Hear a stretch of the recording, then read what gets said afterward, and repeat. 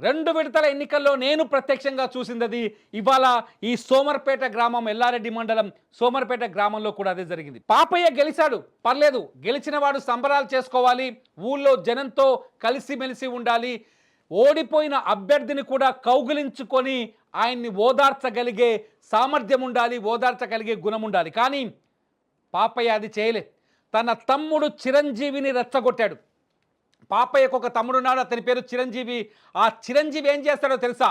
ఎన్నికలకు ముందు, పోలింగ్ జరిగే ముందు రోజే ఒక హెచ్చరిక జారీ చేశాడు. మిస్టర్ బాలరాజ్, నువ్వు ఎన్నికల్లో ఓడిపోతే మా అన్న గనక ఎన్నికల్లో గెలిస్తే నిన్ను చంపి తీరుతానని ఒక సవాల్ చేసినట్టుగా గ్రామస్తులు చెప్తున్నారు. అన్నట్టుగానే ఎన్నికల తర్వాత బాలరాజ్ ఎలక్షన్ పూర్తయింది, కౌంటింగ్ పూర్తయింది. రిజల్ట్ వచ్చిన తర్వాత బాలరాజ్ తమ్ముడు చిరంజీవి ట్రాక్టర్తో వచ్చేసి పాపయ్య తమ్ముడు చిరంజీవి ట్రాక్టర్తో వచ్చేసి బాలరాజు నిల్చున్న ప్రాంతంలో అతని కుటుంబం పైన ట్రాక్టర్ని ఎక్కించారు. చాలా దారుణమైన దృశ్యాలు ఉన్నాయి. బాలరాజ్ చెయ్యి విరిగిపోయింది. వాళ్ళ కుటుంబ సభ్యులు ప్రస్తుతం ఆసుపత్రిలో ఉన్నారు. ఈ వీడియో ఆ అటాక్ జరుగుతున్న సమయంలో తీసిన వీడియో. మేము పూర్తి వీడియోని యూట్యూబ్ రూల్స్ ప్రకారం చూపించలేం.